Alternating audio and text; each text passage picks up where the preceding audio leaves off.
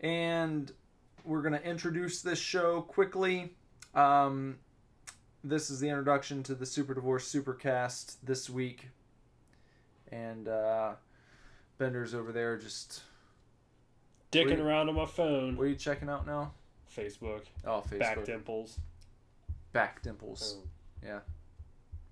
It's a list of 99 quick and fascinating facts about the human body. I'm not going to read it. Okay. Well, they tried. Scroll past. We cover some ground here like we usually do. We talk about... we start you off with a new beer that you guys can check out. Yeah. Not going to tell you about it now, but you can hear about it when the episode starts. In like a minute. And yeah, like a minute. We'll keep it short here. And we talk about Horror Hound Convention. Yep. Lots of horror talk this week. We talk about video games. Talk about Hothead. Very badly about Hothead. Hothead burrito. I don't remember what we talked about. Music. Yeah. Lots of stuff. We're always like a mishmash of pop culture and bullshit. Yeah, just whatever we fucking feel like. It's us just having... You guys are just along for the ride, really. Yeah. So enjoy the ride. Check us out. Email us. Send us an email. Join our email list. We're going to have something very cool coming up for you guys. And you're going to want to be the first to know about it. Probably something musical. Yeah. Something coming up musical for you very soon. Mm-hmm. If you are on the email list. Yeah. Which you can get on by emailing us at divorceclub@superdivorceme.com. And just email us whatever you want to for right now. We've got some stuff coming up soon, but at the moment, just email us whatever the fuck you want. divorceclub@superdivorceme.com. Check us out on Facebook at facebook.com/superdivorce. On Instagram at superdivorceband, Twitter at superdivorce, and Snapchat superdivorce. If you want to follow me on social media, just look up at Nicholas Villars, Nicholas Villars, Villars.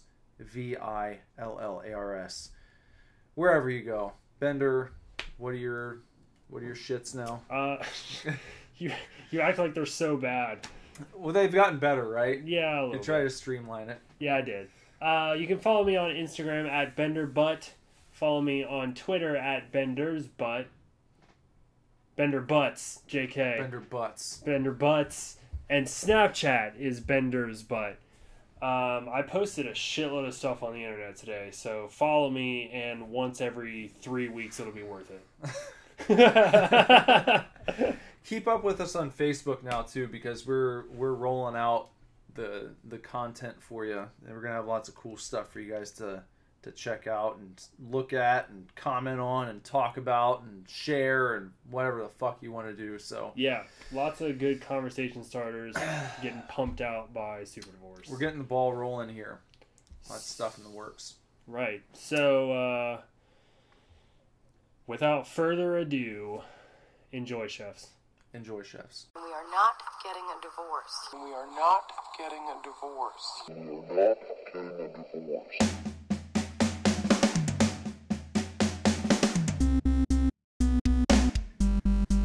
Hey man, welcome to the Super Divorce Supercast. This is Nicholas. And Bender.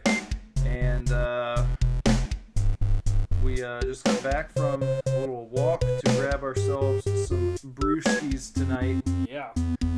We got, what is this, 6-point cycliquids? Cycliquids? I don't know. Sick liquids. It could be sick liquids. I guess. That's an unappealing word. Like you're trying to... It could be like the play on words, you know? Sick. Sick liquids. Yeah. It's a cream ale, brewed with coffee as well, and the cans are not your average beer can. They're kind of They're similar to like Starbucks double shot espresso cans or whatever. Or like one of the skinny Red Bull cans. Yes, Red Bull as well. And they're like the medium-sized Red Bulls. Yeah. Or large. I don't know how many sizes of Red Bull there are. It's cream. It's a cream ale. It just says cream on it, but it's like it's got a period between each letter to imply that it's an what is that, an acronym? Yeah. I don't know what does it stand for? Does it say? I don't know. No, probably not. It probably doesn't stand for anything. You started with cream in your coffee. Now have coffee in your cream ale. We took blonde beer, then calibrated it with roasty coffee and a touch of creamy sweetness. Start and end the day with craft brew cream. It's mad science. So they're implying that you should wake up, drink beer, go through your day, come home, drink more beer, go to bed. Yes, beer for beasts. Oh yeah, right there. And it's got like a beer with a dog collar on. 6point.com. The barcode is interesting. It's like New York City. It's got the Statue of Liberty in there, and so a lot going on here. Yeah, on this can, and it's 7.2 alcohol. I was about to point out the exact same thing. So here we go. Cheers. Cheers.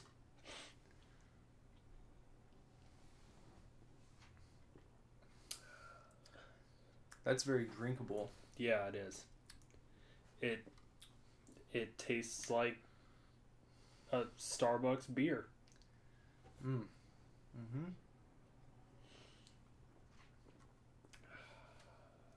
Once again, like, did we have a coffee beer last week too? Yeah, we did. Yeah, it was the Dayton Beer Company, right? Right. Yes. So once again, it kind of hits you like a pale ale, but then it fades once you realize it's the coffee flavor. Yeah. You know, the coffee backing, and it's much more enjoyable than those godforsaken pale ales that we like to hate on. A lot of the pale ales, and I noticed this when we were just over at the local convenience store, which we haven't been to in a while. No, we haven't. So it was nice to walk down there. It was. Weather's getting nicer. It was a nice walk. Yeah. But a lot of the pale ales, they have like really cool packaging. Yeah, they have some of the best. Then you read IPA, and it's just like, well, yeah. No. Every time I see a cool package, it's like, that beer looks sweet. IPA. Nah, I guess not. Yeah. No. It's a bummer.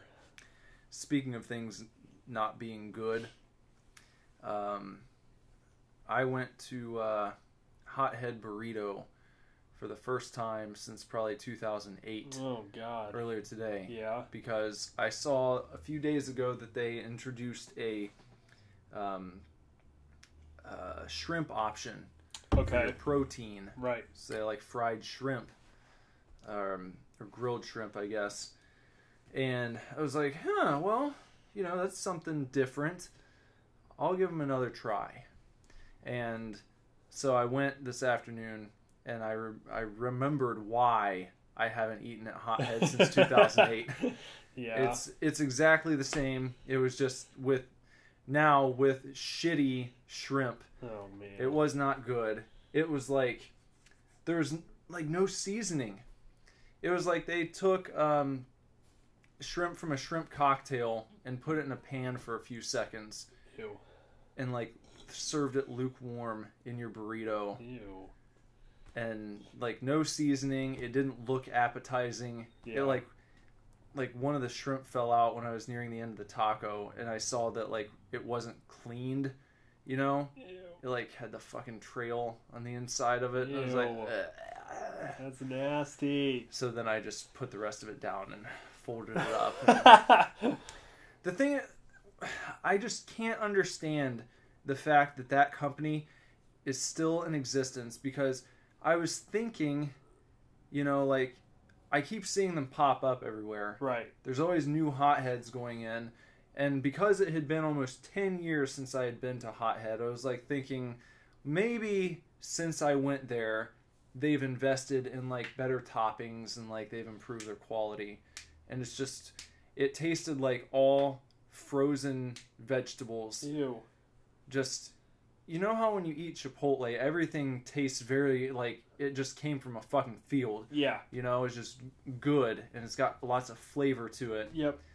And like Hothead, the corn, bland, the rice was like hard, the cheese tasted like fucking Kraft Singles, just, you know, what else did I get in it? Tomato, like their pico tasted like you cut up a Roma tomato and threw it in a burrito. Like, I'm just thinking to myself as I was eating this, it was like, who are the regulars that go to Hothead Burrito? It can't be the people who are like, well, it's cheaper than Chipotle. By what, like $1? Yeah. Is it worth it? Or the people who are too lazy to drive like 10 minutes to Chipotle? I don't know. It's insane. You know who swears Hothead is better than Chipotle? Who? Lindsay. Oh my god. And I don't know if I Really? trust her. Jesus Christ. I don't know, man. I still have never had Hothead, and she always talks about how she wants it, and I'm like, wouldn't you rather have Chipotle? And she's like, no. I don't get it. So, there's... The only thing I ever hear people say about Hothead is like, well, you gotta try their sauces. That's what she Their said. sauces are so good. She's like, well, they have queso. And I'm like, Qdoba has queso too. Yeah. But... Yeah, like that's actually a really good point. Like, if I didn't want to get Chipotle, I would just go to Qdoba. Yeah. Because at least it's like, I know it's not Chipotle. I've been there one time in the past several years. It's McDonald's Chipotle. Yeah, but it's still decent. Yeah. You know? It's fresher than fucking Hothead burrito. You can go to Hothead when you leave here. You should. It's like 2 seconds away. I know where it is. You should just stop in and get yourself what you would normally get at Chipotle and see what happens. Oh, God. Well, And I then- don't know. Maybe. Just give it a go. Maybe I'm crazy. Maybe I'm the one who's out of touch here somehow. Zach Madden used to eat Hothead too. I know. And we all thought it was gross. I know.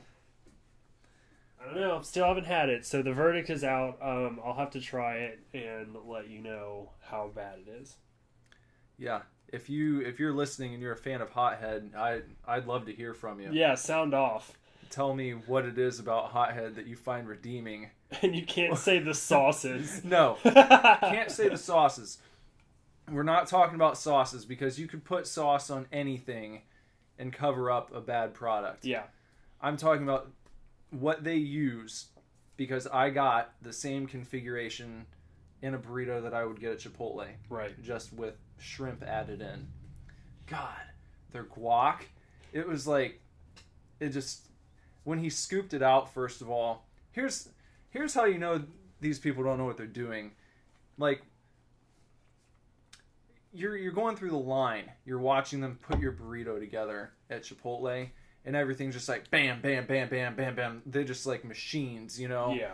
And like every single thing was like a chore for these people. You know, there's like the woman who first approached us is like in her mid 50s and can like barely move around, and then she like passes it to like this kid who looks like it's his first job and like his first day there. And you know, he's trying to keep it together, and then he passes it off to someone else, and he's like picking out the shrimp piece by piece with the tongs like it was 1, 2, oh, I dropped it, 3. Oh my God. Like, until he had put however many on. Right. But it wasn't just like a scoop.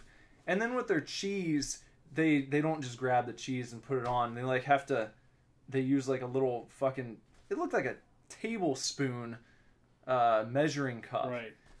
and then they like slightly fill it, but then like pat it down and then like turn it over.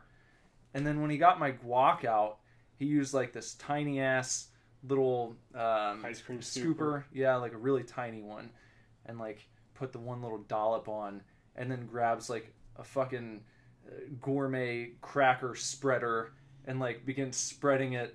And I was like, what is this? What's happening right now?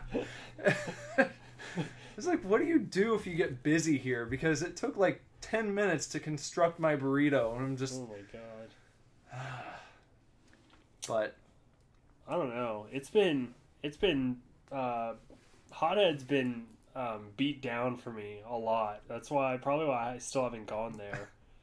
Lindsay's like their only cheerleader. I don't know. There were other people eating there. Maybe they've never heard of Chipotle.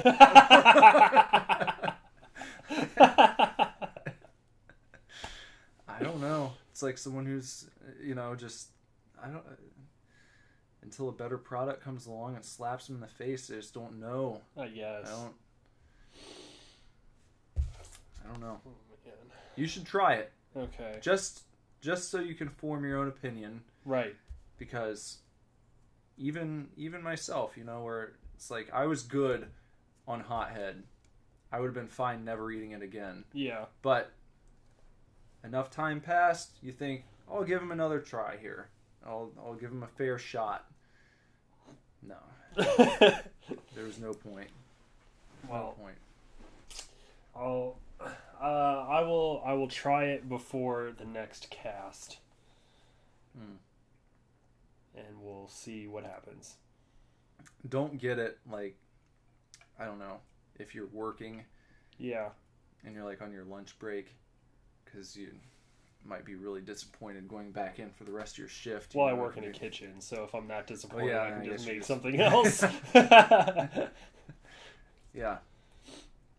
You could even make your own burrito and have it sitting there next to Hothead, so if you take one bite and you just want to throw that one in the trash, you can go right to yours. Yep, I could. I could do that. Faith in your own cooking. So that's another thing that hit me when I was eating it. I was like, I could have made this. Right. I could have made this better. Much better. Because I know what seasonings are. Yeah. Ugh, Jesus. Oh, well. No good. Yeah. Do you know the story of the Hothead guy? No.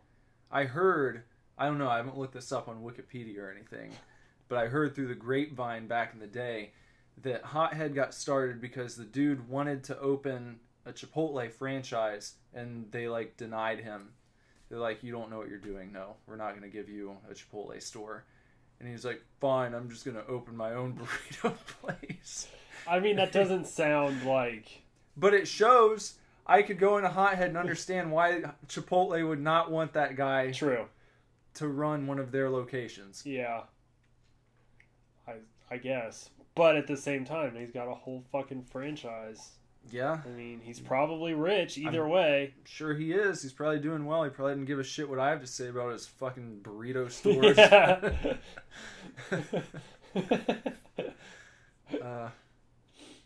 don't know. See, every time I'm like, maybe I should try Hothead. I'm just like, why? There's Chipotle. Yeah. That's another reason I still haven't tried it, because I'm just like, I don't understand. I don't know if there's one particularly close to me. I'm sure there is. I know where one is close to you. Right down the road in Moraine. It's actually where the Papa Murphy's I used to work at was there. Yeah. Right next to where Hollywood Video used to be. Okay. And I think there's a Subway, and there's a Hothead next door, and then there's an AutoZone. Like, it's right by... It's like, I think there's one by Epic Loot, I think, right? Oh, no, not the Papa Murphy's. That'd be the other way. I was thinking, like, down towards West Carrollton, Moraine area. Okay. Do you know where... You never go out that way? No. There's a Meijer down the road on 741. Like, if you drive straight past the Dayton Mall and go down that hill. No, there's like certain areas. Yeah. Okay. That you haven't unlocked yet.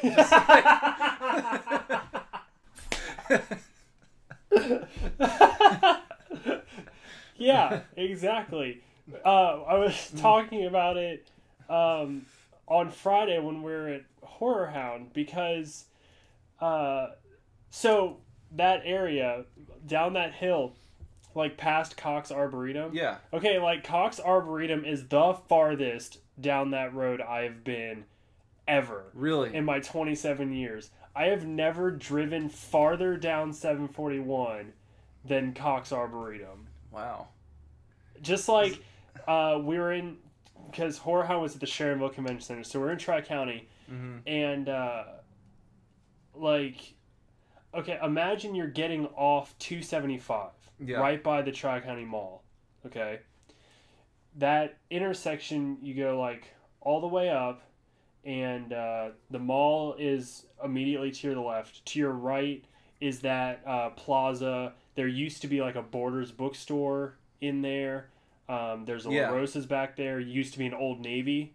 Okay, if you turn left at that intersection and go and keep the mall on your left, and then there's the Target and Dave and Buster's and everything. Okay, I have never turned to the right at that intersection or gone straight. I have always only gone left to the mall or to Target or like whatever. I have no idea what is like beyond that intersection, but I've been to that intersection a bajillion times. Yeah. So there's certain spots of like my area of living between Dayton and Cincinnati that I'm very familiar with. Yeah. But I only know like a very specific area. I have no fucking idea how to get around Cincinnati, but I goddamn know where the skyline on Ludlow is. You should just... Adventure. You should. I know. On your way home, you should just keep driving down 731 tonight. Just see what's there. Yeah. There's probably like all sorts of unknown treasures. But I'm just like, whoa, there's this store? Well, it's crazy to hear that you've never been there because, like, that's where, like, all throughout middle school and early in high school, through high school, shit. But, like, when I first started hanging out with my friend Kyle, like, we used to meet each other halfway in between our houses, and then we would walk over to the mire that's down at the bottom of that hill, and then we'd walk to Kroger, and then we'd go to fucking Arby's. I worked at the Arby's right over there. I worked at the Papa Murphy's. There was a Blockbuster over there. You never went to that Blockbuster? No, I lived in Middletown. Yeah, I didn't know. I don't know. Fuck. Did you guys have a Blockbuster in Middletown? Yeah. Okay. It's a O'Reilly Auto Parts now. Oh, that's sad. I know. And the Hollywood Video is a pet store. Well, was a pet store. The Blockbuster that used to be there isn't anything now. And the Hollywood Video is now a Subway. I bought the Phantom Menace on DVD at that Hollywood Video. Really? Yeah. The only thing I ever bought from a Hollywood Video was a 2-disc special edition of V for Vendetta. That must have been near the end of their life there. Yep. But I bought it Hollywood. new. Yeah. I liked going to both. I liked Hollywood and Blockbuster. For some reason, I liked Hollywood a lot more. Hollywood had the like Game Crazy store before Blockbuster tried to do the same thing. So like Hollywood was initially cooler because they had games for rent, but then they also had that little store attached. Yeah. I don't know. I don't know why I preferred Hollywood necessarily. I think the Hollywood Video in Middletown might have been open longer than the Blockbuster also. But I always wanted to work at Hollywood Video, and I applied several times, and I never even got an interview. I always wanted to work at Blockbuster. I had an interview at one, and then I can't remember what happened. I think the pay was going to be too low for how far I was driving to get there. But I always wanted to work at a video store. It always seemed like the coolest job when I was growing up. Yep. Yeah. But I don't know. People now, man, it's crazy that there are kids, like teenagers, who have no idea what going to a video store would be like. I know. You know? It's crazy. It's like, the best way you could explain would be like, imagine if you got to walk inside Netflix. Yeah. You know? It sucks. It would be cool if they could find a way to make it profitable, and like Netflix opened up physical brick and mortar stores. Yeah. Somehow. Or shit. What if FYE started doing video rentals? If you combine like a Blockbuster / FYE type of business model, where you're also making money off of this merchandise, but right. then you have a nice selection of videos. I don't know. DVDs, I think your obvious difficult challenge is that you can almost stream anything. Well, then even people, and I think it's kind of dickish, but even if you stocked like new releases, you know, you'd have to compete with Redbox, but Redbox is out a lot, you know. Yeah. So you could have sort of a leg up on that, but people still just download, or the big thing now is to get a Fire Stick and jailbreak it or whatever, and then, I mean, the day after Beauty and the Beast premiered in theaters, one of my friends posted on Facebook that they were watching it on their Fire Stick at home. And why I think it's shitty is not necessarily for a movie like Beauty and the Beast, because that was a moneymaker, period. Yeah. But when you scale it all the way down to something like Behind the Mask, like we were talking about last week, streaming movies like that really prevents them from doing more things. Yeah. I might have mentioned it like weeks ago or something, but Adam Green, who directed Hatchet with Kane Hodder, I think he did all 3 Hatchet movies, but anyways, he made a movie not too long ago. I can't remember what it was called, but it's one of his latest film, and so many people like illegally downloaded it or didn't pay for watching it or whatever, that he didn't make enough money to make a sequel, and he was like planning to make a sequel, but can't do it. He just can't do it now. I understand, like,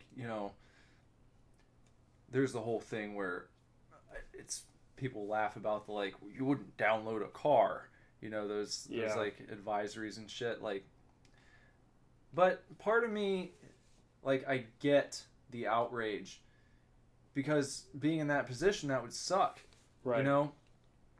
Or when people fucking pirate a video game, some people will sit there and be like, yeah, but these developers, spend fucking millions of dollars making it, and they've got the money and all this shit, and it's like, they don't. But think about what you're saying here. They spent millions of dollars and they have to make all of that back. And how many fucking hours of work went into creating that, and you just feel like, I'm just going to take it. Right. Because I don't have the money to pay for it, so I'm just going to take it for free. And like, but the worst of all, I think the worst people are the people who can afford to pay, and then they just don't. Right. Like, well, I just found a torrent. Yeah, I could buy it, but I really don't want to. Right. Well, then don't fucking watch it, because you didn't do what's required of you as a consumer here. It's a two-way street. Someone made this so that they can make money back, and then hopefully continue doing that as a living. It's just, there's a sense of entitlement there that comes with the digital age, I think, where it seems less of an offense to just take something that is going directly onto your hard drive, right, or you're streaming on your phone. And I can't sit here and be like, oh, I've never legally downloaded a movie.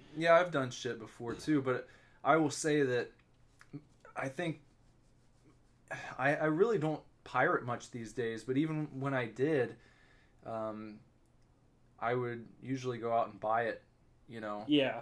And especially, I'm not saying, if you like it enough. Or... Yeah, I think that you can. There is that argument where it's like, well, putting the stuff out there exposes it to people who wouldn't have seen it before, you know. And I understand that. I with the case of music, it's like, what if someone downloads your album for free? Well, I mean, I'm glad they're listening to it. I would prefer them to pay for it. But if they weren't going to pay for it anyway, and this allows them to hear it, okay, whatever. Yeah. But like I said, if someone has the money to pay for it and they just don't because it's there for free, that to me is the shitty thing. Right. So I don't know. I'm no saint, but I think I'm at least a little more conscientious of like if I'm going to download something, it's been out for a while, it's like made its money or whatever. Yeah. And if it's from somebody I care about enough, or if it's a smaller director, smaller producer, something more independent, I pay for it. You know, I don't download horror movies a lot. I will rent or buy them. I almost never download horror movies, really. There was a little bit of time where I was downloading movies, like, not regularly, but it was just like, if something came up, like, oh, I want to see this, and it wasn't on a streaming service, I would try to download it. But I haven't done that in a long time. Well, there you could, I don't know, you could get, going back to, like, a modern day video store that specializes in certain things. You could have, you know, you could cater to a more niche crowd where it's like, we carry like super new release movies that aren't going to be on Netflix yet, and maybe exclusive things that we got, and Redbox isn't going to have these titles.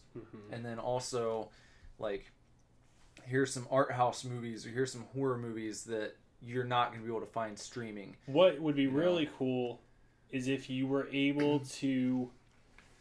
Yeah, you would have to do super new releases, and then for the whole rest of your store, because you also have to compete with Family Video.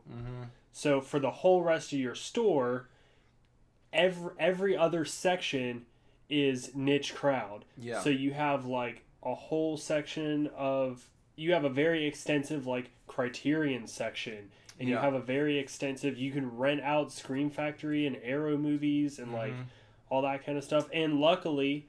well, I mean, not really in the U.S., but if you're able to somehow get around it, at least Arrow doesn't only do horror movies. Like, they have other things, you know, other avenues of exploitation films, and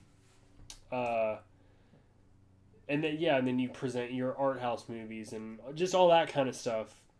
That would have to be what sets you apart to make reopening a video store like worth it. Yeah. I think that could work, you know, in theory. Like, imagine if you kind of found a way. I'm just going with FYE here because it's on the top of my head. But if you were able to move all the shit that's on the wall onto islands around the store, and the entire surrounding wall of the store just had movies that you could rent. Right. It'd be like a really easy way to work that into the business model. So you have a retail store, but also it's it's a video rental. Would you do like a rent to own or rent or buy? Yeah, I guess you could do that, because that gives people the opportunity where it's like, maybe it would just be like a hardcore kind of, instead of having a you know, late fee, you just buy the movie if you don't bring it back on time. Right. And then they just charge you to keep it nice and simple and be like, and okay, your late charge. So you have a rental price, Mm-hmm. you have a cover price, Yeah. and then you have a late price. So like if you keep the movie past, the late where you end up having to buy it, Yeah. it's like a good $10 to $15 more than cover price. Yeah. When cover price is already like 20 to 30, maybe more because you're renting Criterion and Scream Factory and all that. But then rent price is only like, $3.99 or something like that. Yeah. So then it really, you end up, if somebody ends up keeping a movie, they're spending like $55 on this DVD. It'd be a good business model, to be honest would. with you. I bet a lot of people would be butthurt because they just don't return their shit, and then they'd probably bitch and be like, whoa. But you'd have to be very explicit on the policy. Oh, it would be with posted. everyone. Like everywhere. Yeah, everywhere. And they have to tell you every time you check out, If you don't bring this back in 5 days, it's going to cost you $15 more than the list price. Here's the price you'll pay, circle it. Right. If you don't bring it back 2 days from now or whatever. Right. Yeah. Leave people no room to bitch when they fuck up and, End up paying $65 for, Chud 2. Yeah. But you'd probably actually make a good deal of money. Probably. From people who just don't return stuff. And then they get charged automatically. And then they you use half the profit from that to buy a new version of Vestron's Chud 2.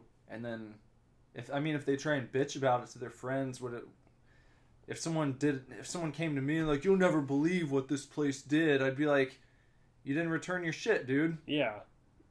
That's on you, man. It's not their fault. Did they tell you? Be a cool store. I could dig that. We come up with good ideas on this fucking show. I know we do. We need to start copywriting everything. I know. Yeah. First we had Digital Justice. Yeah. And then Chud 3. And now we're gonna bring back the video store. Now we're gonna bring back the video store. Oh, and the candy can. Yeah, that's right. We need that one too. How about pass me another brewski? Round two.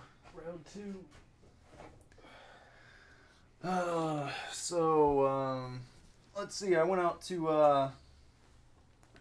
to Second and Chorrel's today. Oh yeah? Yeah, I really want to go out there. I haven't been there in a minute. I hadn't been there in a while either. They have two huge racks when you walk in back by the comic section, full of pop figures now. Yeah. Last time I was there, they had one big one. Now they've expanded to two. Really? Yeah. Lots of those. What else has changed? Kind of redid some of the stuff back in their comic room. But I picked up Transformers vs. G.I. Joe, the movie, the official comic adaptation. Oh, wow. That just came out yesterday. Yeah. Done by the same dude who did the last comic series. Uh-huh. And I actually went to Nostalgia yesterday to get this, and I can never remember the guy's name. Tom. He said that they only ordered this comic for the people who had it like on their pull list. Yeah. I was like, well, shit. And then what else did we get? American Gods #1. Oh yeah. Came out. Picked that up, and then Curse Words. I got 2 and 3 because I hadn't been in a while. I need to go to Nostalgia too, man. I was so close to like getting everything off of my pull list. Yeah. And then I didn't go for like a month.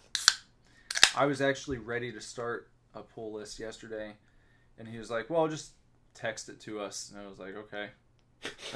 I was like, I sat here and I went through everything. I was like, all right, I'm just going to fucking do it today. And I get up there to pay for my stuff, and I was like, all right, so like, do you guys hand me a paper I can write down my pull list on if I want to start one? He was like, well, just text us or message us on Facebook. Okay. That doesn't seem like Tom. I just tell him all the time. I'm like, can you add this? Can you take this off? Blah, blah, blah. He might have been having an off day. Maybe. He seemed kind of fed up with something. Because this other dude, when I was checking out, this other guy came up and he had just been browsing at the back. And he was like, I was looking for blah, blah, blah. And he's like, I don't know, man. And it's like went back to like ring me up. And he was like, well, I think it just came out. And I didn't know if you might have had any more up here. And he was like, everything we have is back there. And then just like turned around. And, yeah, he might have been having a bad day. Yeah. So. Oh man. Oh, what else? What else? I feel like we were talking about something earlier. We said we were going to go back over. Yeah. We were talking about video games. Yeah. Because I'm looking for something along the lines of Tomb Raider, Uncharted, and Last of Us, and they're really, I mean, there's stuff along those lines, but I mean, you know, in the sense of the very definite, like, chapter by chapter type deal, and, you know, like, action cutscene, and that kind of thing. There's really those 3 games. Yeah. I mean, that's really it on PS4. Everything else is a little bit more open world. But I got into a big discussion on Facebook about it with our friend Michael from Dynamite Thunder Punch. And he suggested Horizon Zero Dawn. And, you know, I just got to explaining, like, yeah, it looks really fun, but I just don't like open world games. I think Rise of the Tomb Raider is really, like, the best example I can give of, like, an open world that I enjoyed.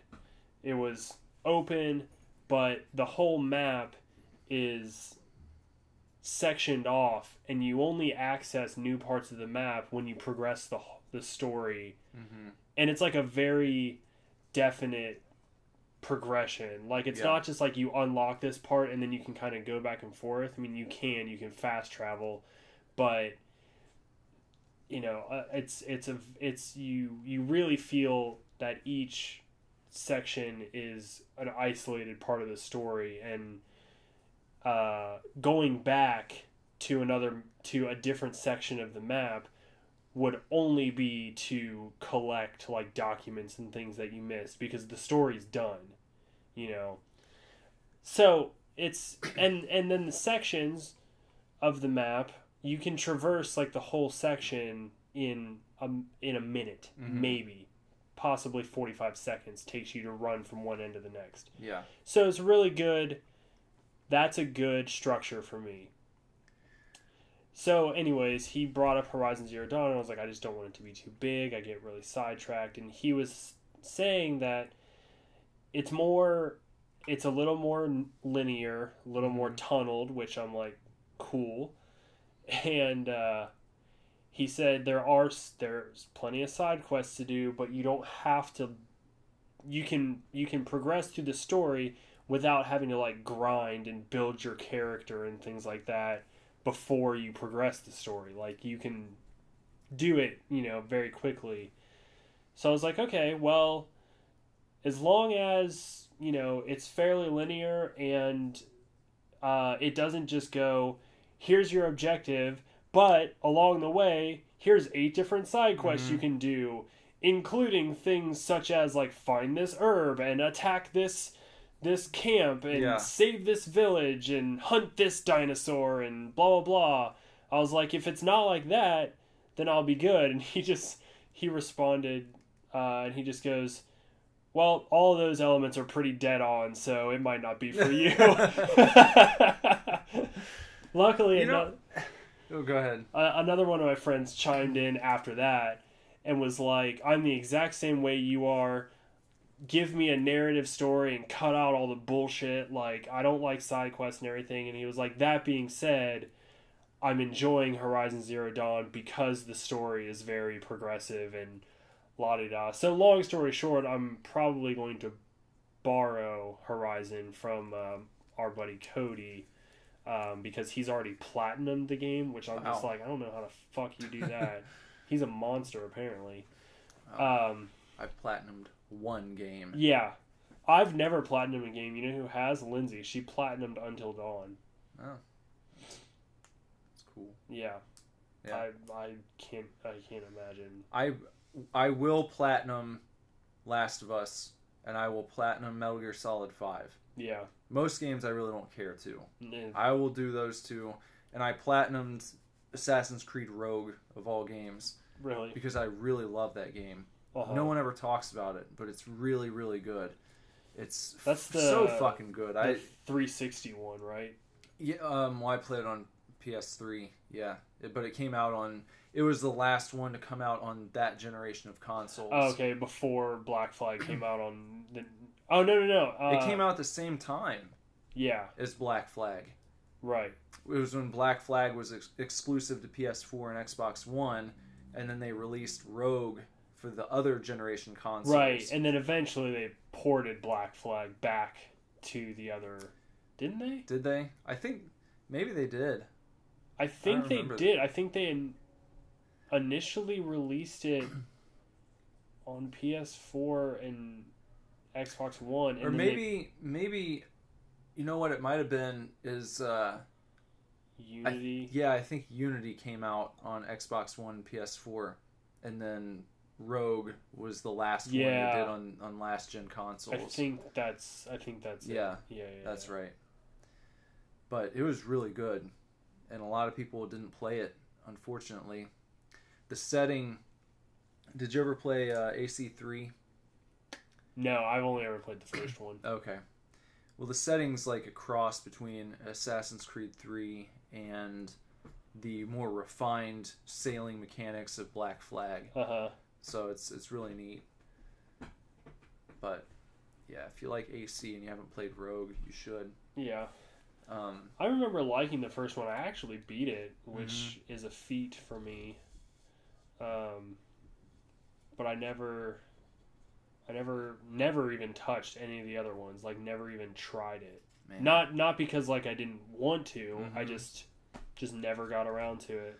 They're all really good. Everyone I've played, I started Unity, and I didn't get all the way through it. Not because I didn't like it, but it's because something else came out, and I was like, well, I can always go back to Unity later because it's so big. And then I heard a lot of people loved Syndicate. The next one, Syndicate. And I have it. I never even started it yet. But that's supposed to be really awesome too. Yeah. So I'm gonna see how Horizon is. I mean, I want to play it. I just again, like I said, I don't want to play it and then hate it. You know, like I wanted to play Final Fantasy 15 so bad, and I did, and I just didn't like it. Well, like I was telling you earlier, I think that a game that is open world and has an admittedly loose narrative structure is the new Zelda game. Yeah. Whenever you get a Switch down the road, I think that you will actually enjoy it, just because of how, like I said, it captivates your curiosity, right, in a way that doesn't feel like it's distracting you from what you're trying to get done. It's almost like when something catches your eye, it's like you don't feel like, oh fuck, now I gotta do this too. Right. It's more like you're joyfully distracted in this way that just you feel like a kid playing it, where you're not so concerned with the end result. You're just enjoying running around in this huge world, and like maybe you see a strange group of islands, you know, and it's like, I want to see what's on like that furthest one out there. Right. Like I don't have to, but I'm just curious what's out there, you know, maybe something that I'm going to be able to use, or, you know, maybe not, but I'll get out there, and then at the very least I can look around and take a screenshot, you know, and it'll be neat. I don't know. It's it's really fun that way. It feels like when you get into the heat of battle, that's done really well. But then the roam and just do whatever you want and explore, that's set up in a really fun way as well. Yeah. So. Yeah, and it's encouraging that you say that, because the curiosity is what I dislike about open world games. Yeah. Because my problem is they say, okay, here's your objective, and then the whole way there I'm just like, ooh, what's that? What's that? What's that? What's that? So you were explaining that the narrative for Legend of Zelda is a lot looser than we'll say, like Final Fantasy, which is one of those that's like, okay, your objective's over here, you got to get to it, and the whole way there I'm just stopping to pick up that and to fight these guys and whatever. But the story of Breath of the Wild is very kind of loose, and it's set up in a way that's like, how much of this do you want to figure out? How much of the story do you want to fill in? Because you don't have to fill in any of it. But here's like, it's almost like it sounds like it's almost like an open-ended objective. Like at the beginning of the game they go, okay, you can do this to learn about the story, and you can do this to learn about the story. So yeah. And then there's like multiple points where you can do those two things. Yeah. But it's like that's just it. And then they just kind of throw you in the sandbox and go, do you want to learn about it, or do you want to like explore? Yeah. Well, it's truly like you're playing the game. Like in the most in the purest form of that word, you're just kind of doing whatever you're doing when you're playing it. Right. And you don't feel, at least I don't feel, weighed down by whatever the next objective should be. Yeah, whatever the game is telling you, you have to do next. Yeah, because under main objectives, there are many different things you could be doing. But it's kind of up to you. It's like, how much do I want to learn about this story? How much do I care to learn? If you don't really care that much, then I guess you could just kind of figure out what it's going to take to beat the final boss and then be done with it. Right. Or you can just play in this world for as long as you want to and extend the journey and find out as much as you can. Yeah. So I think that's a pretty cool way to let players decide what they want out of it. I got a huge backstory from this one character that I just kind of happened upon, and he was like, he ends up, he asks you if you want to hear a song about the history of Hyrule. And then I said yes, and then it goes into a cutscene from there, and it like shows these pictures, kind of like cave paintings on scrolls, as he's telling the story of what happened like 10,000 years ago. And it's like, I'm pretty sure I could have made it through the game and never have seen this. Right. And it makes it seem kind of neat that it rewards you for indulging your curiosity. And it's like, oh, I'm just going to talk to this guy and see what he says. It's not a cut scene that you have to watch or that every player is going to see. Right. So. Yeah, it sounds pretty cool. It's, like I said, they're taking what I dislike about open world games, which is indulging my curiosity, and giving me a reason to do so. Right. Yeah. So rather than just, you need to raise your level now. Right. Or, shit like that. So, I think I was very sort of set to be like, okay, when I get a Switch, it's going to be because Mario is out, and I'm going to play Mario, and I'm going to buy Zelda for Lindsay to play. Yeah. But, I mean, I don't know. We'll see. When it comes, it comes, and I'll give it a shot, and we'll see what happens. Well, I think what's funny is that this talk about video games goes back to what we were discussing earlier, and you see some of your personal character revealed here. Yeah.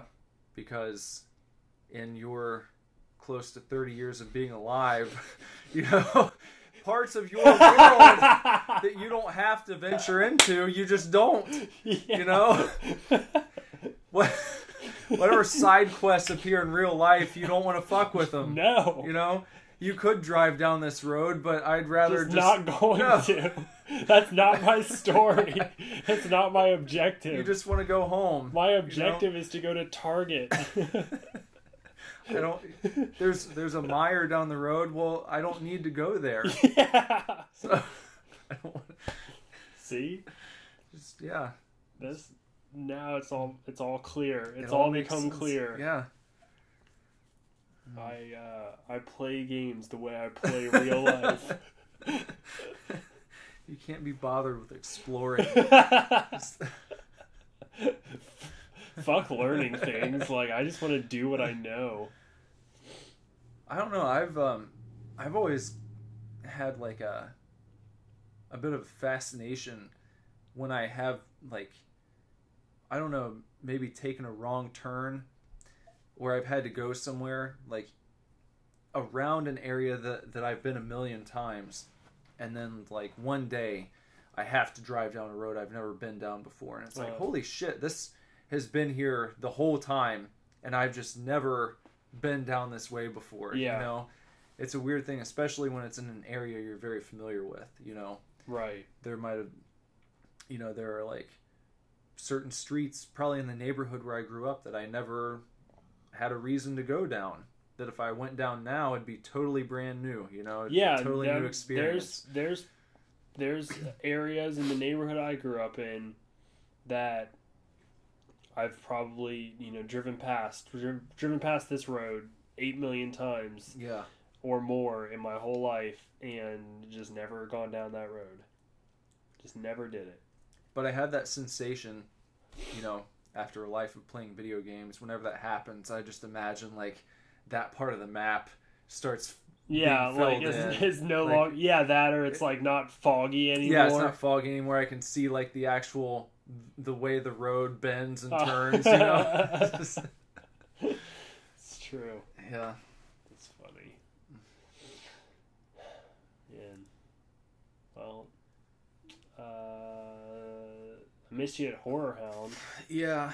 I wanted to get out there, but I was doing things. Yeah. Here, lots of stuff I showed you some of earlier. Right. That's what I did all day on Sunday. Right. And before that, I was finalizing this. Oh. I'm holding up an item Yeah. that Bender can see that you can't, unless you're extremely skilled somehow. You can divine the pictures from hearing my speech. Right. You know. But yeah, but Bender had a good time. I did. At Horror Hound. He took the jigsaw figure that I gave him on this show last week. I did. And I met Tobin Bell. Did you know Tobin Bell was on an episode of Seinfeld? Mm-mm. Yeah. Hmm. Yep. Did he play Jigsaw? It could have been Jigsaw. I like that. I like the idea that his character he played on Seinfeld, like behind the scenes, Was John Kramer. Yeah, he was still Jigsaw the whole time. Yeah. I think he might have. It was something really mundane, like he worked at a laundromat or something like that. But I remember watching it and being like, "Shit, that's the fucking Saw guy." Yeah. You know? But yeah, how was he? Was he a nice gentleman? He was very nice. So Lindsay went up first, and she bought Billy, which if you don't know, Billy is the doll, the puppet that he uses in the movie. That's his name. So she had bought a Billy pop vinyl, and because she loves to be oh so different, which I love, she didn't want him to sign the box, like, over top of it. She opened it, and she wanted him to sign the actual figure right across the forehead. So she went up first and, like, shook his hand and told him where she wanted him to sign it. And first, he thought it would be funny to, like, he, like, had the figure in his hand, and he kind of like walked it over, and he like picked up his coffee cup and like gave it a little drink of coffee. And then he signed it, and then he gave it back to her, and then he was like, he kind of paused, and then it just like made a hand motion at her to like give it back. So she gave it back to him, and he drew 2 little hearts on either side of his signature, and then he gave it back to her, and she kind of started to walk away, and he was just like, wait, and like took it, like motioned again, and she gave it back to him, and he like colored in the little hearts. And it was so funny because the whole time he just like had it very like close to his face, Yeah. and he was kind of up. I wish you guys could see me, but he was very like intensely holding it, and he just had this red marker and was just like very carefully signing it and like doodling on it and stuff. And then I of course was right behind, and I gave him the figure that you had gifted me, and I told him it was such a pleasure to meet him, and I told him that the Saw movies were kind of important to me because Saw was the second horror movie I'd ever watched. So they were like a big influence on like my interest in horror and like why I was even at the convention. And I said, I've always really loved your character. I love all the movies. And I was like, it's really, really great to meet you. And he was very appreciative. He said, thank you. He said, he was glad that I enjoyed the movie so much, and so he signed my figure and said thank you for coming and saying hi. And I also saw a little bit of the panel with him and Costas Mandylor, who plays Detective Hoffman, who eventually becomes Jigsaw, and it's crazy because Tobin Bell just talks like Jigsaw. Yeah. That's just how he talks. So, people were asking him, or one of the questions was like, what do you like most about the franchise or whatever? And Tobin was talking about how he enjoyed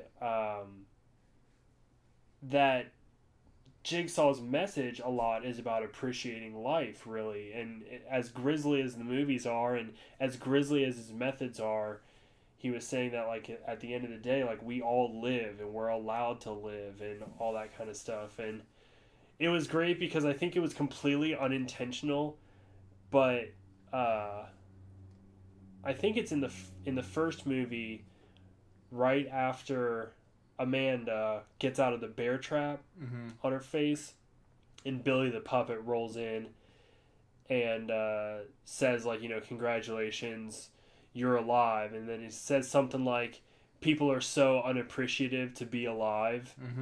And at one point in Tobin's speech, like I said, I think it was completely intentional, he just went, people are so unappreciative to be alive. And I was like, because he sounded just like the movie. It was amazing. That's really cool. And I haven't, I stopped. It was the one where the girl takes over for him. That's kind of the second or third. What was the one where someone gets thrown into like a fucking pit of needles? hypodermic needles? The second one. Was that the second one? Yeah. Shit, then maybe that's the last one I saw. Holy balls. Okay. The rest of them are pretty good. Well, I remember like that. She ends up getting punished, right? Because she strays from his message, right? Doesn't she? She kills. Where she starts killing to just kill. to kill. Yeah. And she's not trying to teach a lesson. Right. So that, I'm guessing when he's talking about those movies having that message, that continues on maybe throughout the rest of the series. For Jigsaw, yeah. For Jigsaw.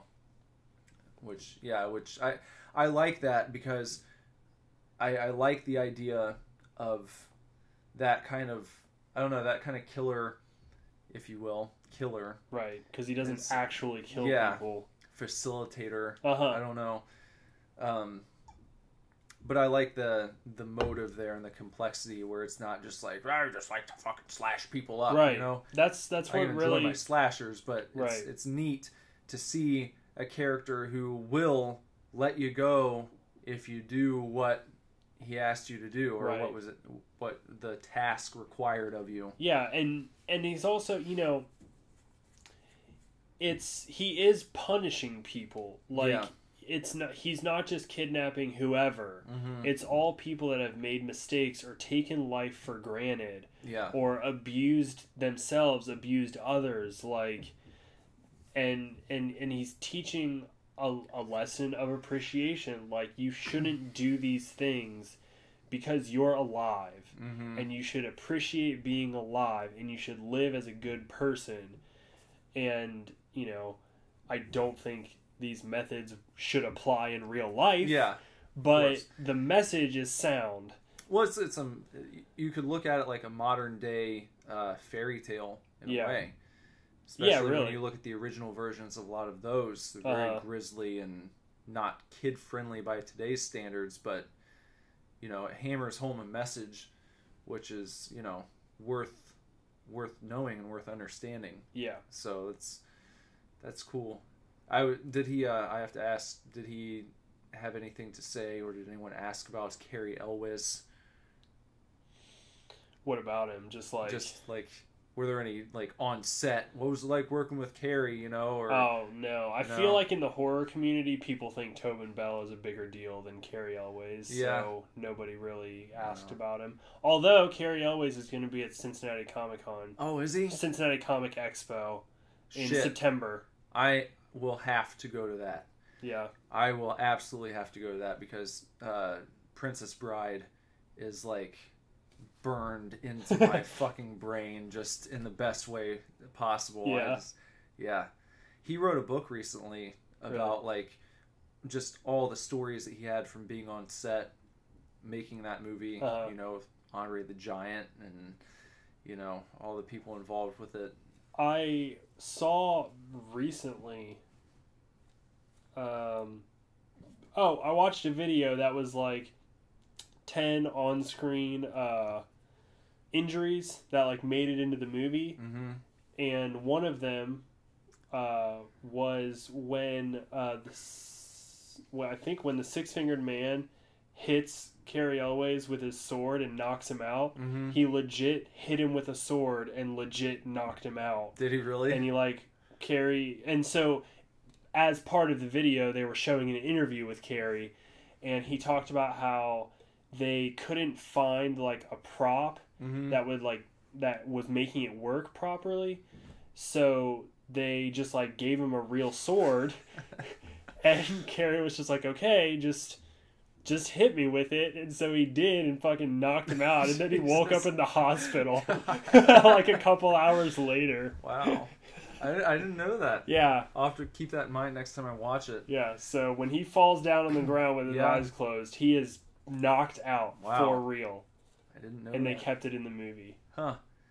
He came back for like one of the newer Saw movies, didn't he? Well, that's a spoiler, so. Well, I read anyway that he was like he plays a college professor or something. Yeah. But you don't want to say any more about it. Not if you've not seen them. Like, okay. I can't believe you've only seen 2 of 7 movies. Well, like, it was just one of those things where I was like, okay, I understand, I get it. They're probably going to keep making these for a long time, and I don't know if they're going to get any better than this. I think maybe I saw the third one, and I'm just not remembering it. The third one is about... Well, the third one is big because Jigsaw gets brain surgery. Do you remember that? I don't remember that one. Donnie Wahlberg's in the second one, isn't he? Yes. As a detective? Yes. Yeah. So maybe I thought the third one looked shitty, and I was just like, I like the first 2, I'm just not going to bother. The rest of them are good. Okay, well, at your recommendation, I'll check them out. Yeah. But really, the reason I want to check them out is to get to Cary Elwes being back in the Saw movies, because I love that guy. I think he's a great actor. Yeah. And I think he's underutilized. Yeah, Cincinnati Comic Expo. It's like September 22nd through the 25th. I'll have to get that book and have him sign a copy. Yeah, that'd be cool. Because I'm thinking about taking the Jigsaw figure to have him sign. You know, I was gonna say about Tobin, like maybe being a little excited about signing the figure. Yeah, I bet he gets so many people who just bring the box up.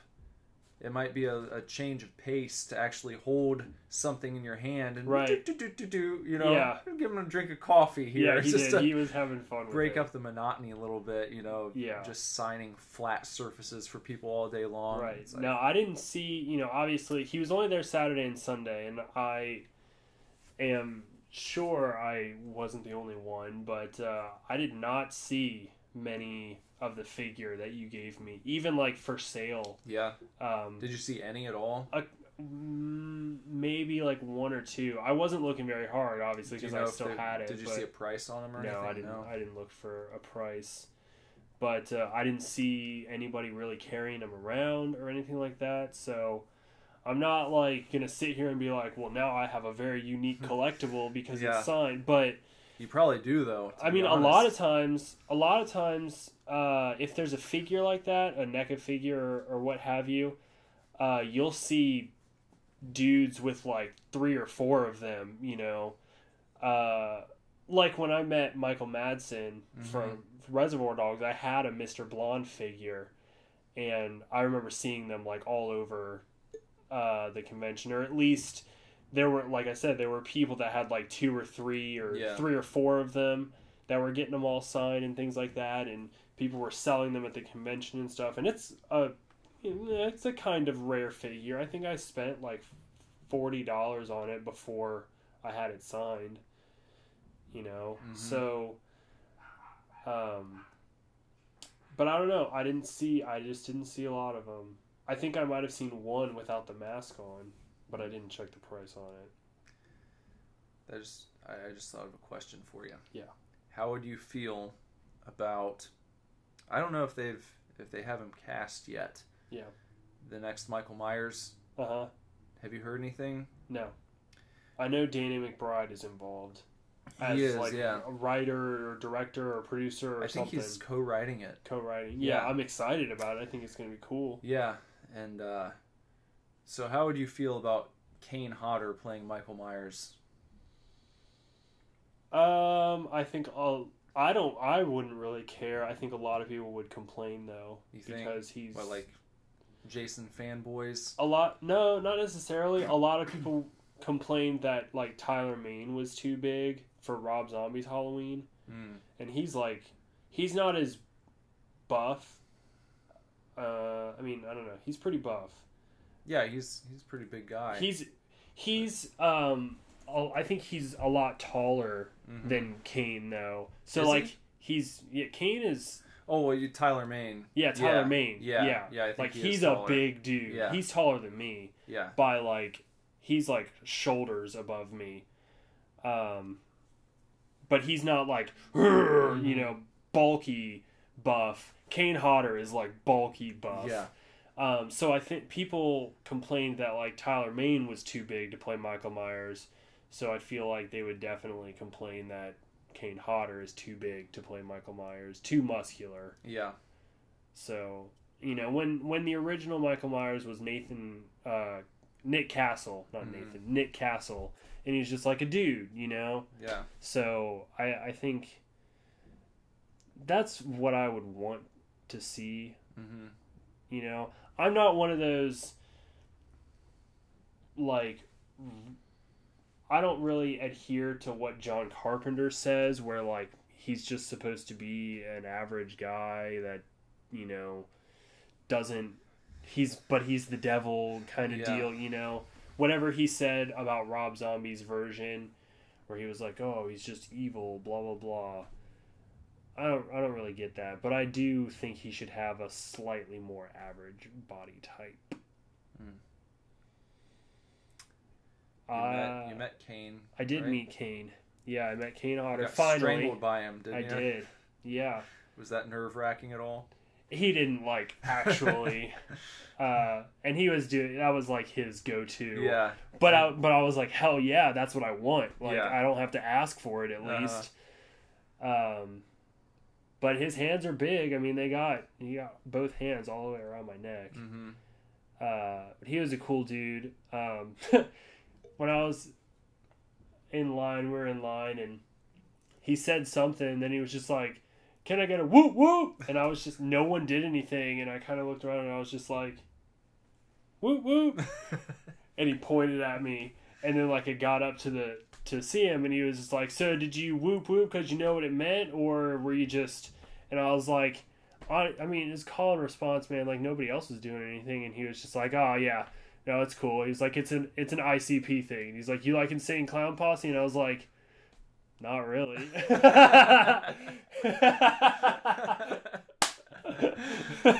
I was just like, of course, fucking Kane Hodder likes Insane Clown Posse. I was just like, no, not particularly. And he was like, "Oh, that's cool. And he was like, "Well, what do you want?" And I was like, "Well, I was actually wondering if you would sign my ankle." And he was like, "Are you gonna get it tattooed?" And I was just like, "Yeah, actually, she's gonna do it." And I pointed at Lindsay, and he was like, "Great, I don't even charge for that." Oh.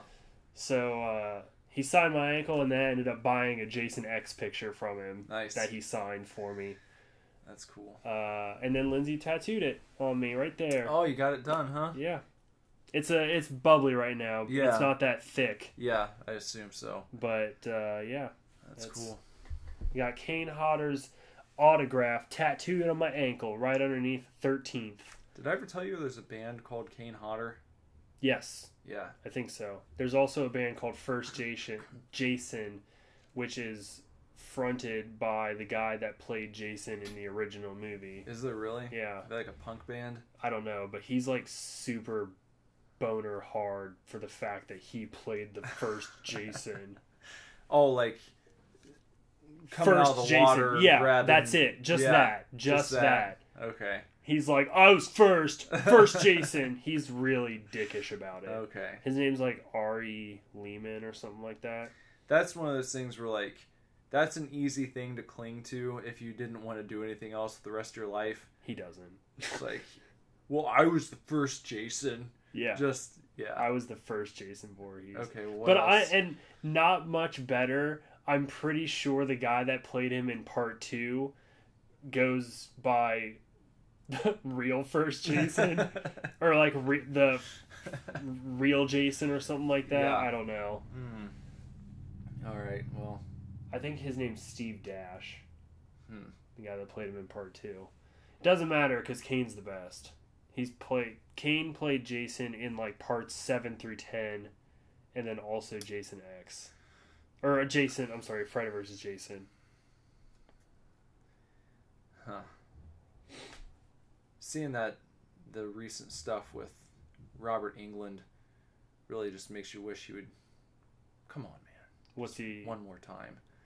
When they were doing like the there was some I think it was like history of was it a history of Nightmare on Elm Street or some new documentary where he Being Freddy. was that it? I think it's what it's called. And everybody was like, Robert Englund puts on the makeup one more time for one last movie. Yeah. But then you click on the link and it's just like documentary Being Freddy about the makeup of Nightmare on Elm Street. Yeah. But I mean, it's not like he's not like 90. No. I feel like with CG and fucking, stunt actors, he looks could easily. the goddamn same. He could, yeah. And it's crazy to see him like hanging out on set with like Johnny Depp back for like the first one, and it's like shit, man. They made him look like Freddy Krueger, you know, but he's just like he looks like a young guy just hanging out, Yeah. And well, he just recently was in a promotional video for the Behind the Mask comic with Nathan Basil, and I mean he looks great. Yeah, he looks great.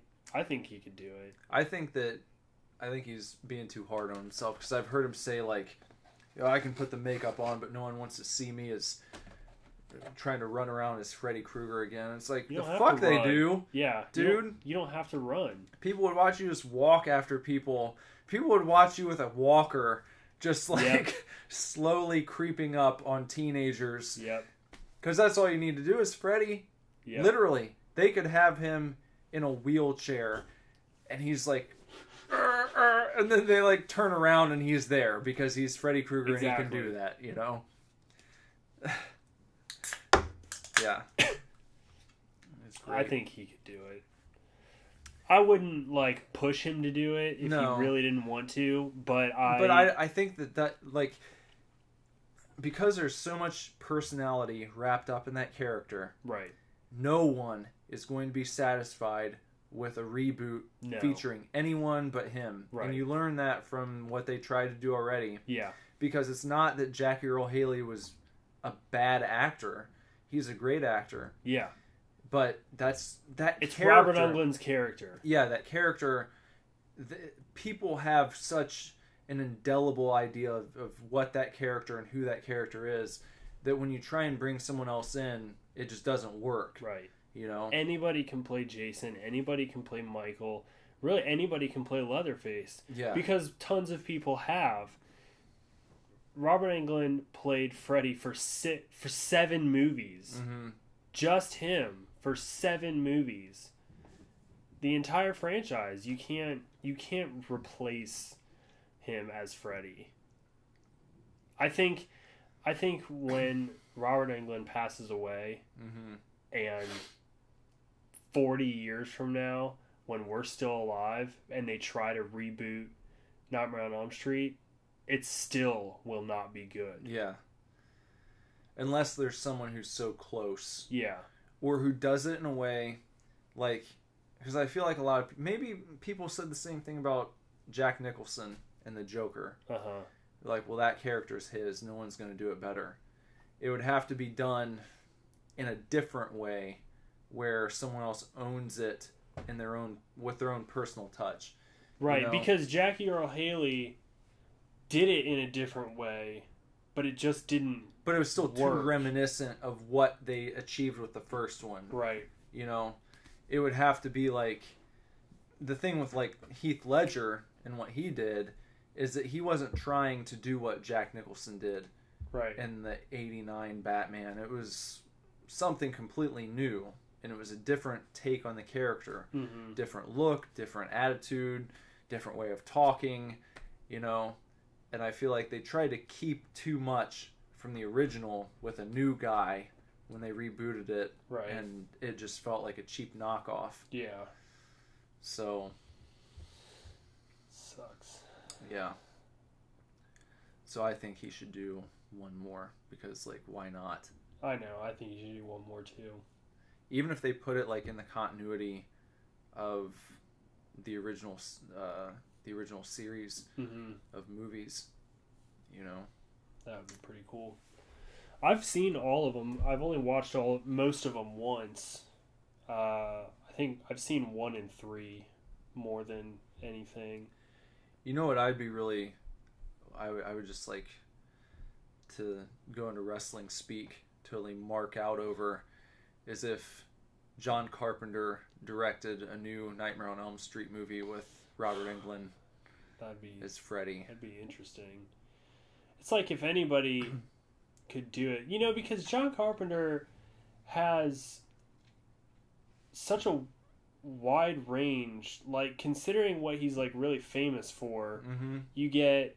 He's, you know, so famous for Halloween. Yeah. And the slasher genre, and then he's really famous for They Live, which is like kind of a comedy spoof horror movie, but then he's really famous for like Escape from New York, which is like a post-apocalyptic action movie. Big Trouble in Little China. That was going to be my next one, which is like a family fun adventure movie. Like, he really has a wider range than I think a lot of times he's like given credit for almost. Mm-hmm. Like, he's never depicted as like the guy who does all of this. He's like depicted as the horror master John Carpenter, mm-hmm. or I don't know. I feel like everything he does it all kind of falls into horror, but I don't know. I wish he was just depicted as more of an all-around talent than just a horror talent. Yeah, just like a talented filmmaker in general. Than a master of horror. I mean, he is a master of horror. But it's really, he almost is like a master of anything he wants to do. Exactly. Like if he's really into it. Because he's a fucking badass composer, too. Yeah, exactly. You know, John Carpenter's the shit, first of all. Yeah. But I think, you know, considering They Live and considering Big Trouble in Little China, I think he could really do a good Nightmare on Elm Street. Although I think he's kind of at the Kevin Smith point where he just like doesn't give a fuck. Yeah. And only makes what he wants to make and doesn't care what people think about it. Well, I told you about that interview I watched with him a while back. It was like just an hour-long interview, I think filmed last year. And they were talking about... it was maybe last year or the year before. I don't remember exactly when Roddy Piper passed away. But the guy interviewing him was like, so... You work with Piper, you must have, you know, all these great stories being on set, you know. Is there anything about working with Piper that you'd like to share with everyone? Or do you have any stories, you know, that you know, you find interesting or funny? And he was like, oh, yeah, sure, I got lots of stories, lots of them. And the guy's like, anything you want to share? And he's like, no, no, those are my stories and my memories. I don't feel like sharing them. No. Yeah. Just like move on to the next thing. It's like that is a man like who is just absolutely confident with his lot in life at that point. Just yeah, I have lots of stories, but they're mine, and I don't feel like sharing them with you. So no. It's just... He was. I met him very briefly. Because obviously it's such a high-profile guest at Horror Hound, they were definitely very much like security was there, and they kept the line moving very quickly. But I did have what I consider to be a conversation with him because I had him sign a VHS tape of Halloween, and I set it down in front of him, and he picked it up, and it was a little beat up looking. You know, I'd actually purchased it at Horror Hound. A convention prior, and he was just like, where did you dig up this? And I was like, oh, I actually found it at the last convention, and yeah, I just thought it would be really cool to, you know, have you sign it. And it had already been signed by Nick Castle as well, so he kind of chuckled and like held it up, thought it was cool, and signed it and gave it back to me, and then they're kind of like, okay, yeah, you know, shuffle along. But you've enjoyed your time with the king. Yeah. but that was enough for me. Like, just for him to stop and be like, pick it up and go, where'd you find this? You know? It's like, here, I found it here. Yeah. I think I might have been like, I spent $2 on it or some shit. I can't remember if I said that, but I was just like, oh, yeah, I found it for like $1, $2 at somebody's booth. I wish I still had this special edition Halloween 1, the original, on VHS. And it was before DVDs were a thing, obviously. They wouldn't have ever made this. But it was like, did you ever have a 2 VHS set of anything that like opened up in a big kind of clamshell type of like it was a cardboard slip, but it would unfold? No, it was all like one. It was like one case. Clamshell. Yeah, and it just opened up with room for 2 tapes on the inside. I don't think I ever had one of those. No, I had that. It was like maybe it was the 20th anniversary when they released it, and it had like the cover was like all black, but when you held it in the light, you could see like the silhouette of Michael Myers' mask. That's fucking cool. And the tapes were orange. Yeah. And it was fucking sweet. And I don't know what happened to it. Oh my god. But that would be so cool to have now. I don't know what I did with it. Maybe I can find it sometime. Maybe I still have it. I don't know. Maybe it's in like, would it be like in a parent's basement, attic? I don't think so. I have some boxes upstairs that I haven't gone through in a long time. So maybe now that we're talking about it, I'll have to go up and see if it's up there. If you found that in there, it'd probably be worth money. It might be. I don't know. I have to look it up. Yeah, I'll check it out. Yeah. Yeah. No, overall, Horror Hound was pretty cool. Like, I didn't meet a lot of people. I only met Tobin and Kane because money. Like, it was like, I would have met some people from Monster Squad, but it was just like, you can't just meet... Yeah. You can't meet, like, two of them. Like, it's either you meet all of them or you meet none of them. Yeah. And I was thinking... I talked about this with... I can say the ladies, because I only hung out with ladies at the convention. It was like Lindsay, my friend Aria, and my friend Nancy. There were some version of the four of us was there all weekend. But I was talking with the ladies about this. I wish that it was like more acceptable to just kind of just go up to the celebrity and just shake their hand. Nice to meet you. I really enjoy your work and stuff. Yeah. Because charging for autographs, it's like, I don't want to go up and not buy anything, like not ask for their autograph, not, because then what kind of message does that send? Like, oh, I really like you, but like, I don't want to pay for your autograph. Mm-hmm. You're not worth what you're charging. Yeah. You know? So it sucks because like Richard Brack, who played Doomhead in 31, was there, and I would have loved to go up and say hi to him, talk to him, whatever. Tom Noonan, who Frankenstein in the Monster Squad, was also in a movie called House of the Devil, which I took because I have a VHS clamshell copy, and I took that thinking like, oh, maybe I'll, and I didn't end up doing that, but like it would have been cool to go up and meet him, or just celebrities in general across any convention I've been to. I wish that you could just go up and say hi and talk to them without feeling pressure to like give them money for their time. Yeah. You know, so I don't know. One time I was at Horror Hound in Columbus with my buddy Lawrence, and have you seen Cabin Fever? I never have. Oh my god. No. I know what it is. Not Another Teen Movie with Chris Evans. Been a long time. Yeah. Do you vaguely remember the foreign exchange student who's naked the whole movie? I'd have to see it again. Oh man, my phone screen is like breaking off. That girl, she's in Cabin Fever.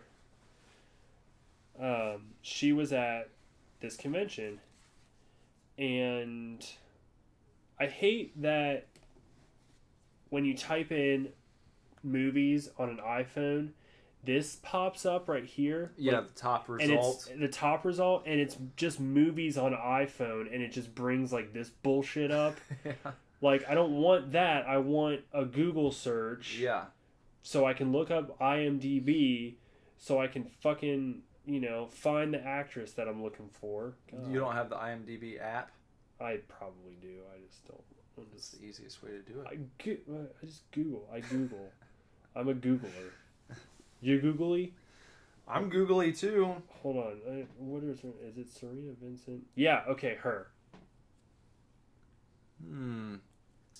Not ringing a bell. Okay. Well, she's in Cabin Fever and she's butt naked for the entire movie of Not Another Teen Movie. Okay. Anyways, she was at the convention. Lawrence, who's British, we were like just looking at tables or whatever, and she had her little table set up. And she like commented on his accent. She's like, "Oh, I love your accent," And by the way, he's probably like 17 at this point in time. And she's like, "Oh, I love your accent," and he's like, "Oh, thank you." And they were just kind of talking for a little bit, and swear to God, she was like kind of flirting with him, you know. Mhm. She might have even twirled her hair a little. And he was just like looking at her table, and she had her pictures laid out.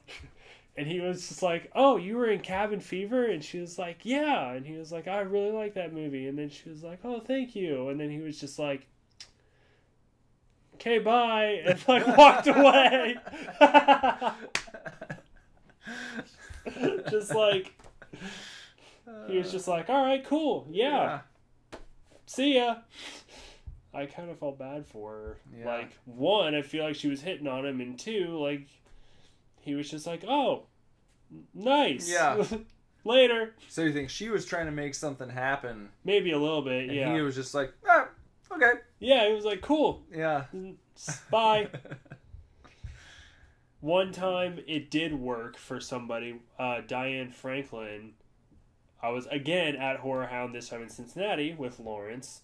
We were in line to meet Michael Madsen, and Diane Franklin's booth or table was right next to him, and she commented on Lawrence's hair, said that she liked it, and then we started talking to her, and then I realized that she was in Terror Vision, and then the next day at the convention I found a Terror Vision poster and went back and had her sign it. Oh. That's So, cool. yeah. I found the greatest, I don't know if it's the greatest, but I found a badass 80s playlist on Spotify. I'm finally like on Spotify. Finally. Yeah. Yeah.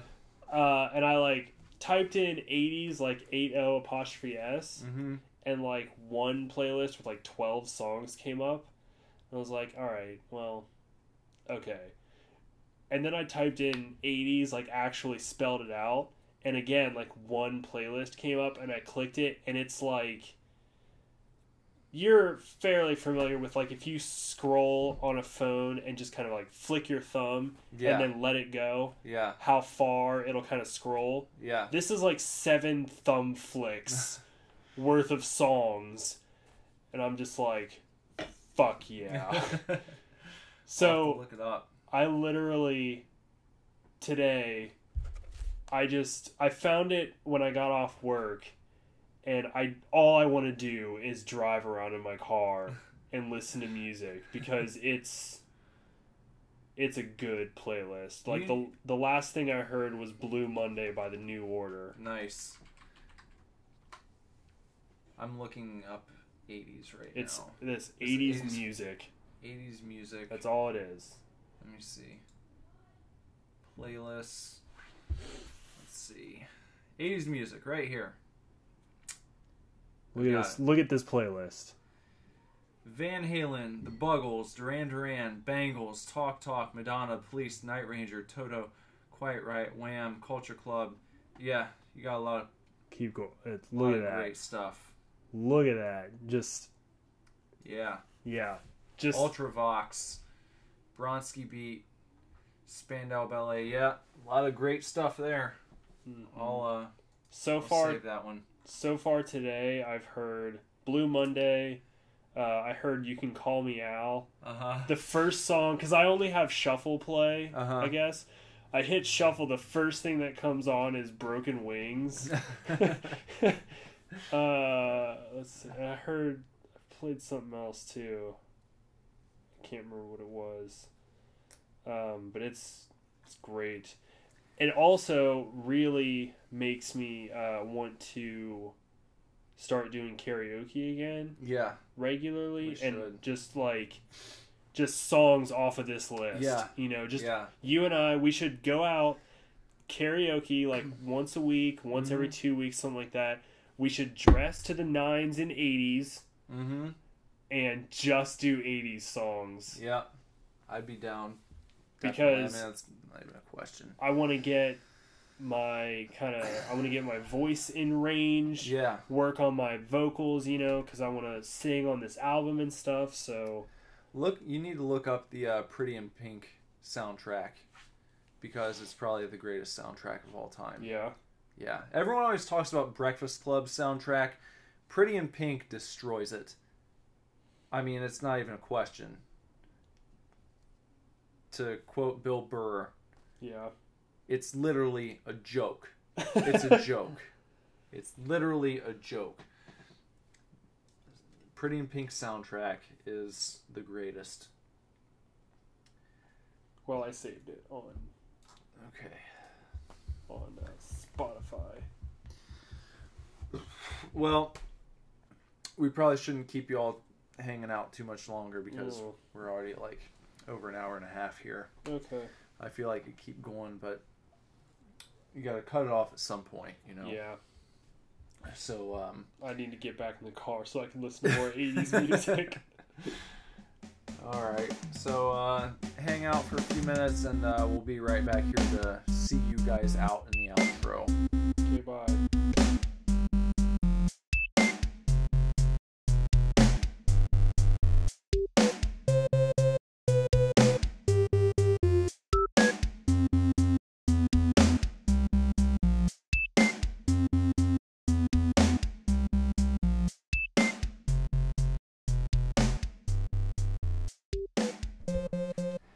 And that was another episode for you.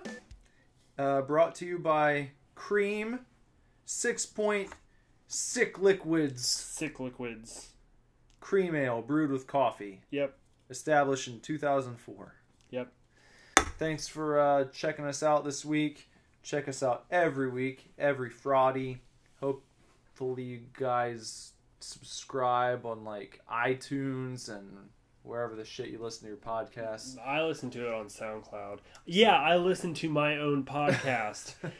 It's satisfying to me. I don't know. I don't listen to podcasts, but I goddamn listen to this one. I'm glad. Just want to hear my own voice, I guess. Make sure to send us an email because we want to hear from you. We have a lot of stuff happening.